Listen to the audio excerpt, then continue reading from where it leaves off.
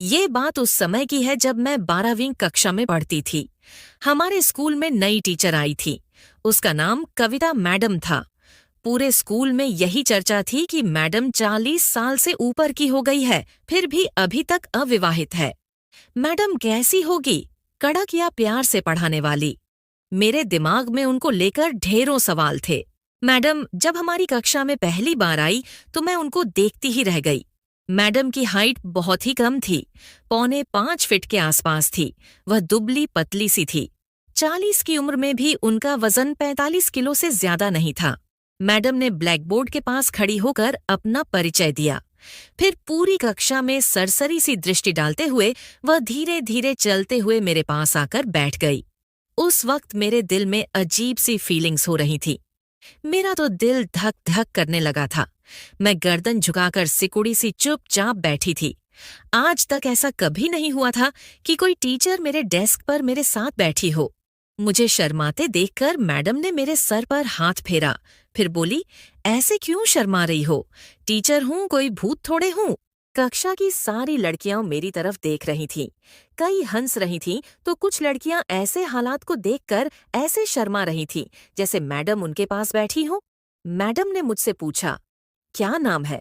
मैं गर्दन झुकाए हुए ही बोली, अनु। मुझे ऐसे लगा जैसे मेरा नाम सुनकर मैडम भावुक हो गई हो। वह लरजती आवाज में बोली, बहुत प्यारा नाम है, तुम भी बहुत प्यारी हो। कहते हुए उन्होंने एक हाथ से मेरा गाल पकड़कर खींचा। मैं 17 साल की हो चुकी थी। अगले साल बालिग होने वाली थी। उनका इस तरह प्यार से मेरा गाल खींचना मुझे अच्छा नहीं लगा। मैं कोई प्राइमरी कक्षाओं की बच्ची थोड़े थी। मैडम बोली, तुम्हारे पापा फौज में है ना? मैंने एक बार तिरछी नजर से उनकी तरफ देखा, फिर हाँ में गर्दन हिलाई। मैडम बोली, मैं तुम्हारे पापा को जानती हूँ, वो मेरे साथ कॉलेज में पढ़ते थे। इतना कहकर वो मेरे पास से उठ गई, फिर अन्य लड़कियों से बातें करने लगी। मुझे बड़ा अजीब लगा था कि मैं कभी भी उनसे नहीं मिली थी। फिर कैसे उनको पता चला मेरे पापा फौज में है, या फिर मैं उनके साथ पढ़ने वाले की बेटी हूँ? कविता मैडम पहले ही दिन मेरे दिमाग में घुस गई थी, एक रहस्य बनकर। वो मैथ की टीचर थी, मगर उन्हें फिजिक्स और केमिस्ट्री में भी महारत हासिल थी। स्कूल में आते ही उन्होंने मेरे ऊपर खास ध्यान देना शुरू कर दिया था।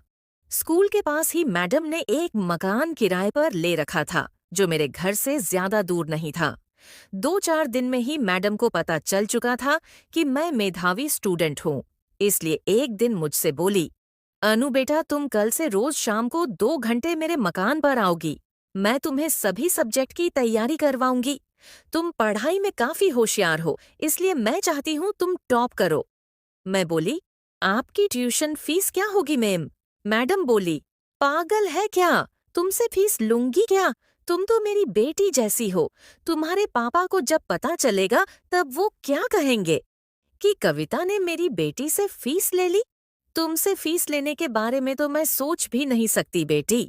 मैंने घर जाकर मम्मी को बताया कि नई मैडम मुझे फ्री में ट्यूशन देना चाहती है। ये सुनकर मम्मी बहुत खुश हुई, क्योंकि उनकी एक बड़ी टेंशन दूर हो गई थी। क्योंकि मम्मी चाहती थी मैं प्राइवेट स्कूल में पढ़ूं, मगर उसके लिए मुझे शहर जाना पड़ता। दादाजी नहीं चाहते थे कि मैं बसों में धक्का खाते हुए शहर जाऊं। इस कारण मुझे गांव में ही सरकारी स्कूल में पढ़ाया जा रहा था। शाम को पापा का फोन आया, तब मैंने पापा से पूछा, पापा, क्या आप कविता मैडम को जानते हो? पापा बोले, नहीं बेटा, मैं नहीं जानता। मैं बोली, मगर पापा, मैडम तो कहती है वह आपको जानती है, आपके साथ कॉलेज में पढ़ी है। पापा ने काफी देर जवाब नहीं दिया। मैंने जिद करते हुए कहा, बताओ ना पापा, मैं कल से मैडम के पास ट्यूशन लेने जाऊंगी। वो रोज 2 घंटे मुझे फ्री में पढ़ाएगी। पापा बोले, मैं कविता नाम की लड़की के साथ पढ़ा तो हूँ, मगर वो टीचर बन गई, ये मुझे पता नहीं है। मैं जोश में बोली, पापा वो दुबली पतली सी है, हाइट भी कम है। मैं कल उनके पास जाऊंगी, तब मेम से आपकी बात कराऊंगी। पापा जल्दी में बोले, ठीक है, तुम चली जाना, मगर बात करवाने की जरूरत नहीं है, मुझे वो ढंग से याद भी नहीं है। इतना कहकर पापा ने फोन काट दिया। मेरे पापा शर्मीले स्वभाव के थे, शायद इसीलिए उन्होंने बात करने के लिए मना कर दिया है। ये सोचकर मैंने बात करवाने का विचार दिमाग से निकाल दिया। अगले दिन जब मैं मैडम के घर गई, तब उनके कमरे में एक गाना बज रहा था, जब तक पूरे न हो फेरे साथ, तब तक दुल्हन नहीं दुल्हे के हाथ। मैं अचानक उनके कमरे में चली गई थी। मैंने देखा मैडम गाने को साथ में दोहरा रही थी और उनकी आंखों में आंसू थे। मुझे देखते ही मेम ने तुरंत गाना बंद कर दिया और दूसरी तरफ मुंह करके झट से आंसू पोंछ डाले। फिर मुझसे बोली, अरे तू आ गई बिटिया। कहते हुए उन्होंने मुझे बैठने का इशारा किया। फिर वो गंभीर होकर मुझे पढ़ाने लगी। एक एक कॉन्सेप्ट्स को बड़े ही सरल तरीके से समझाकर पढ़ाया। पहले ही दिन से मेम ने फिजिक्स, केमिस्ट्री और मैथ पढ़ाना शुरू कर दिया था। मगर बात पढ़ाने तक सीमित नहीं थी। मैडम मुझे ऐसे ट्रीट करती थी जैसे मेरी मम्मी करती थी। मेरे खाने से लेकर मेरे पहनावे तक मैं इंटरफेयर करती थी। वो मुझ में इतनी रुचि क्यों ले रही थी, इसका पता भी मुझे जल्दी ही लग गया। एक दिन मैं दादाजी के पास बैठी थी, तब दादाजी ने पूछ लिया, बिटिया वो तुम्हारी नई टीचर कौन से गांव की है? मैंने दादाजी को गांव का नाम बताया तो दादाजी चौंक पड़े। बोले, नाम क्या है उसका? मैं बोली, कविता मैडम। इतना सुनते ही दादाजी के चेहरे पर अजीब से भाव आए और चले गए। मैं बोली, क्या हुआ दादाजी, क्या आप उन्हें जानते हो? दादाजी बोले, हाँ जानता हूँ। ये वह लड़की है जिसके साथ तेरा बाप शादी करने की जिद कर रहा था। कॉलेज में उसके साथ पढ़ता था, उसी समय पसंद कर बैठा। इसके घर वाले यहाँ रिश्ता लेकर भी आए थे, तब मैं उसे देखने भी गया था।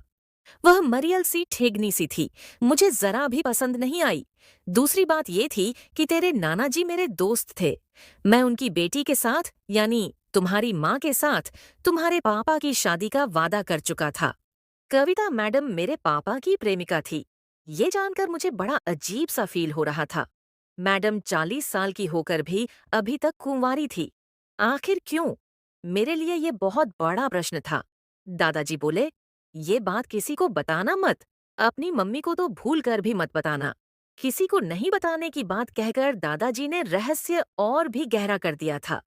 अब मुझे समझ में आ रहा था कि क्यों कविता मैडम मुझे इतना प्यार करती है, क्यों मेरी इतनी परवाह करती है। वो कहते हैं ना, प्रिय ही नहीं, उससे संबंधित हर चीज प्यारी लगती है।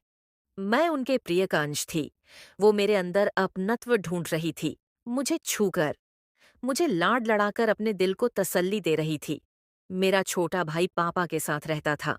पापा उसे सैनिक स्कूल में पढ़ा रहे थे। मैडम ने पूछा भी था कि तेरा भाई कहाँ पढ़ता है, शायद वह उसे भी देखना चाहती थी। तब मैंने बताया था कि वो पापा के साथ रहता है। सुनकर मैडम उदास हो गई थी। पहले तो मुझ में इतनी समझ नहीं थी, मगर अब मुझे सब समझ में आ रहा है। वो पापा के बच्चों में अपने बच्चे देख रही थी। अब मेरा उनके प्रति नजरिया बदल गया था। अब उनका इतना प्यार दिखाना मुझे अटपटा नहीं लगता था। कभी कभी तो मैं मेम के चेहरे को घूरने लगती थी।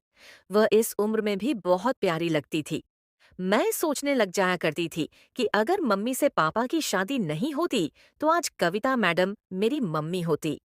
एक दिन जब मैं उनके घर पढ़ने गई, तब बरसात के कारण घर में फिसलन थी।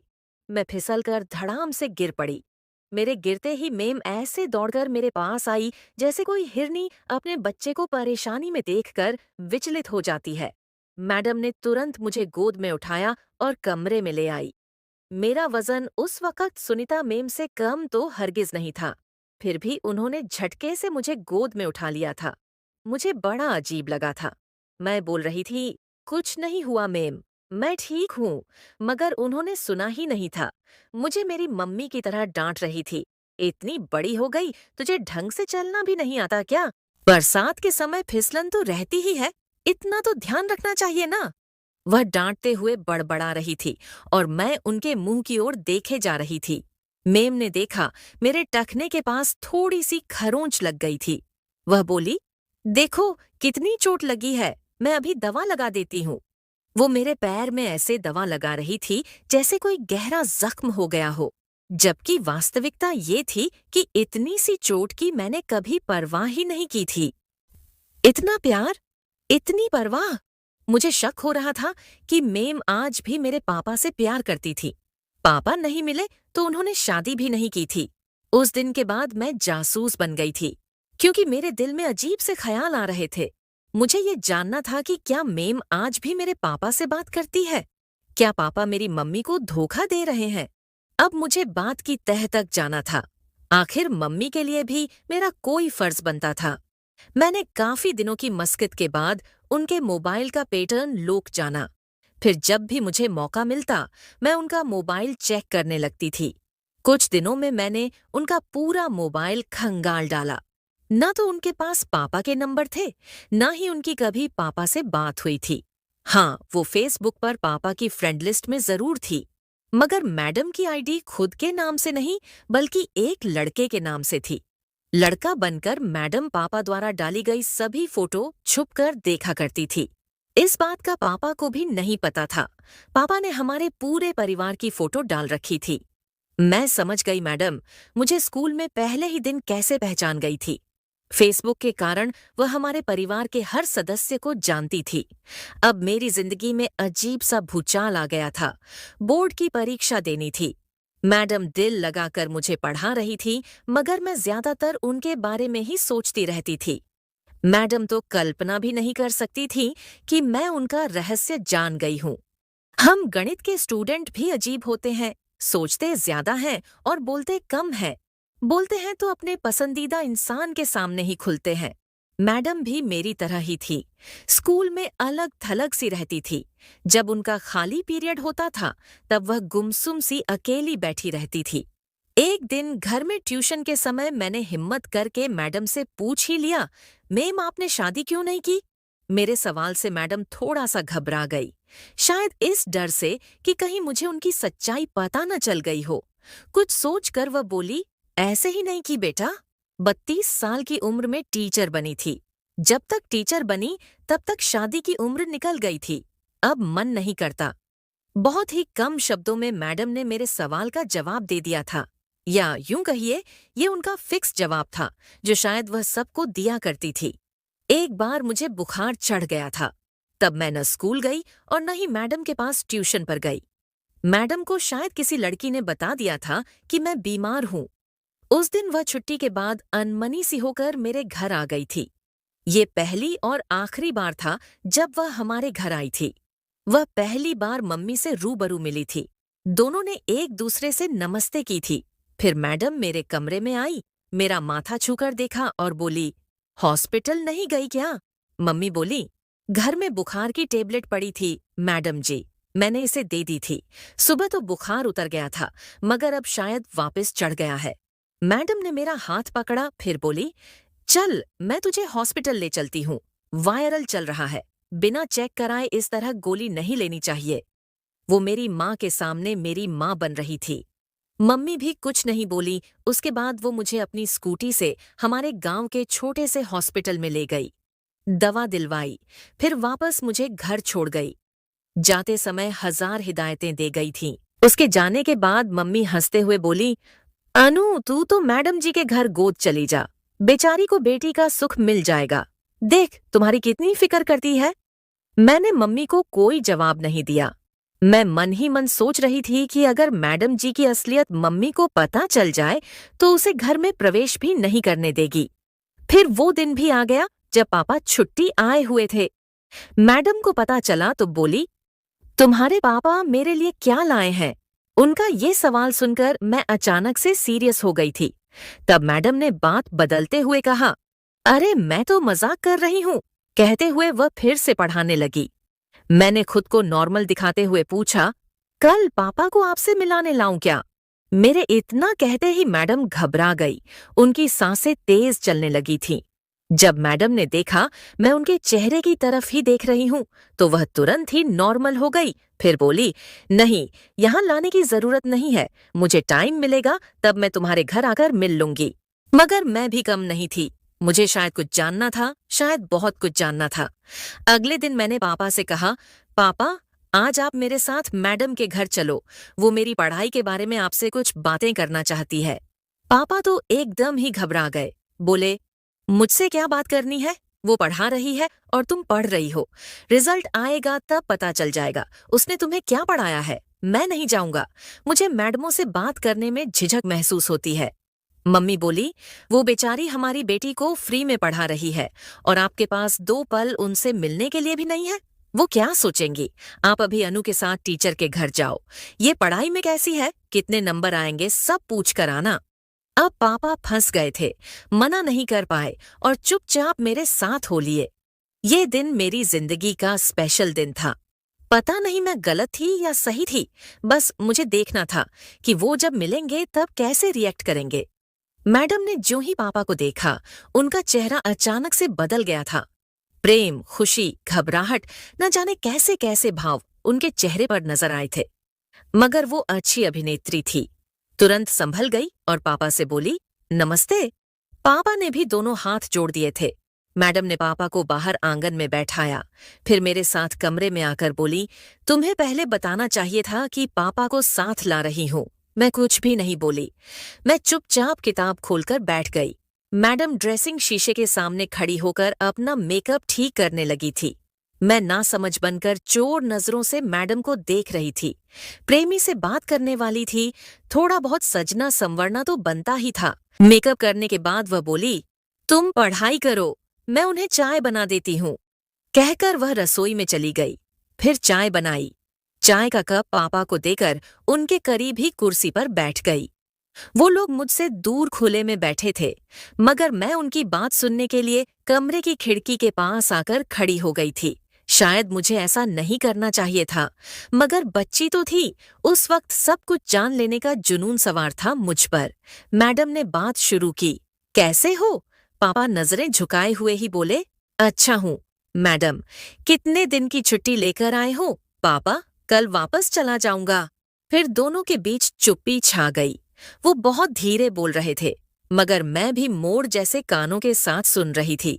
काफी देर बाद चुप्पी को तोड़ते हुए पापा बोले, सुना है तुमने अभी तक शादी नहीं की? मैडम ने चाय का छोटा सा घूंट लिया, फिर कमरे की तरफ देखा, जैसे मैं सुन तो नहीं रही हूँ। फिर वह खड़ी होकर चेक करने कमरे की तरफ आई। मैं दौड़कर खिड़की से हट गई और किताब कॉपी लेकर सवाल निकालने का नाटक करने लगी। मैडम मेरे पास आई, फिर बोली, जब तक मैं तुम्हारे पापा से बात करूं, तुम ये तीनों सवाल निकाल लो। मैंने सहमति में गर्दन हिला दी। वो वापस चली गई। उसके जाते ही मैंने फिर से खिड़की पकड़ ली। वह पापा से बोली, हाँ, मैंने शादी नहीं की। पापा बोले, क्यों नहीं की? वह ऊपर खुले आसमान को निहारते हुए बोली, बस यूं ही नहीं की, मन ही नहीं किया, किसी और की होने के लिए। पापा समझाते हुए बोले, इतनी लंबी पहाड़ सी जिंदगी पड़ी है, अकेले कैसे गुजारोगी? मैंने देखा, मैडम ने ऊपर चेहरा इसलिए किया था ताकि आंसू नीचे न गिरे, मगर चेहरा नीचे करते ही आंसू छलक कर गालों पर आ गए थे, जो उसने चुपके से पोंछ लिए। वह धीरे से बोली, तुम्हारी यादें हैं ना, अकेली कहाँ हूँ। पापा भी उदास हो गए थे, बोले, तू आज भी जिद्दी और पागल है, ऐसे जिंदगी नहीं गुजरती, इंसान को प्रैक्टिकल होना पड़ता है। वह फीकी सी मुस्कान के साथ बोली, तुम हो गए ना प्रैक्टिकल, मुझे नहीं होना। पापा बोले, तुम आज भी मुझे गुनहगार मानती हो? मैडम बोली, मैंने ऐसा तो नहीं कहा। पापा सफाई देते हुए बोले, अपने पिता का अकेला बेटा हूँ। पिता के लिए एक बेटे का फर्ज पूरा करना था। वही किया जो वो चाहते थे। मैडम बोली, तुम क्यों अपराध बोध में पड़ते हो? मुझे तुमसे कोई शिकायत नहीं है। मैं खुश हूँ अपनी जिंदगी में। अच्छा कमा रही हूँ, चैन से खा रही हूँ। पापा खड़े होते हुए बोले, अच्छा मैं चलता हूँ। मैडम ने आंखें बंद की, कुर्सी पर पूरी तरह पसरते हुए बोली, हाँ, तुम जाओ। फिर पापा चुपचाप चले गए। मैडम काफी देर तक यूं ही कुर्सी पर बैठी रही, फिर खाली कप उठाए और रसोई में चली गई। आधे घंटे तक वह रसोई में ही रही। पता नहीं इतनी देर तक क्या करती रही थी। फिर मेरे पास आकर बोली, बेटा तुम भी घर जाओ, आज मुझे बाजार जाकर कुछ सामान लाना है। मैं कुछ देर और वहां रुकना चाहती थी, मगर उनका आदेश मानना पड़ा, इसलिए मैं वापस अपने घर आ गई। पापा उस रात उदास से थे। फिर वो सुबह अपनी ड्यूटी पर चले गए। दूसरे दिन दादाजी ने मुझे बुलाया, फिर पूछा, तुम्हारे पापा उस मैडम के घर गए थे क्या? मैंने हाँ में सिर हिलाया। दादाजी की आंखें सोचने वाले अंदाज में गोल हो गई थीं, मगर वो आगे कुछ नहीं बोले। मेरी परीक्षाएं नजदीक थीं, इसलिए मैंने सब कुछ भुलाकर अपनी तैयारी में मन लगा लिया था। अप्रैल के अंतिम सप्ताह में परीक्षाएं खत्म हो गई थी। अब मैं फ्री थी। स्कूल से मेरी छुट्टी हो गई थी। फिर भी मैं शाम के समय मैडम के पास चली जाया करती थी। उनका मोबाइल लेकर उसमें गेम खेला करती थी। एक दिन उनके हाथ से लिखा हुआ पन्ना मेरे हाथ लग गया। मैं उसे घर ले आई। वो पन्ना आज भी मेरे पास है। उसमें एक कविता लिखी हुई है, जिसमें कविता मैडम ने अपना दर्द लिख रखा है। कविता इस प्रकार है। जिंदगी तेरा किनारा क्या है, अनजान राहें हैं, सहारा क्या है। दिन छोटे हैं, बड़ी लंबी रातें हैं, तन्हाइयों में ही सही उससे करनी बहुत बातें हैं। ए चांद, तू जरा धीरे चलना, अकेली हूँ, अंधेरों से डर लगता है। अगर 4 दिन की जिंदगी है तो क्यों इतना लंबा सफर लगता है। कितने दीप जलाए हैं मैंने, ए वक्त तू भी चलता क्यों नहीं। एक अरसे से क्यों ठहरा हुआ है, फिर भी अंधेरा गहरा हुआ है। कविता बहुत लंबी है, पूरी नहीं लिखी जा सकती। फिर गर्मियों की छुट्टियां शुरू हो गई थी। मैडम अपने गांव चली गई थी। छुट्टियों के बाद वापस जब स्कूल खुले तब मैं दौड़कर मैडम के मकान पर गई, मगर मकान को ताला लगा हुआ था। बाद में मुझे पता चला कि मैडम का छुट्टियों में ट्रांसफर हो गया। वो रिलीव होकर चली गई, अब वापस नहीं आएगी। मुझे बहुत दुख हुआ। जाते जाते मिलकर भी नहीं गई थी। मेरा रिजल्ट आया, मैंने जिला टॉप किया था। मैं अपनी खुशियां उनसे बांटना चाहती थी, मगर वो तो जा चुकी थी। उस बात को 12 साल गुजर चुके हैं। मेरी शादी हो चुकी है। मैं 1 साल के बेटे की माँ बन चुकी हूँ। इस समय मैं भी एक टीचर हूँ। मेरी ड्यूटी मेरे ससुराल में ही है। कल ही पता चला है कविता मैडम की ड्यूटी मेरे ससुराल के पास ही एक गांव में है। आज मैं उनसे मिलने जा रही हूँ। अपने बेटे को भी साथ ले जा रही हूँ।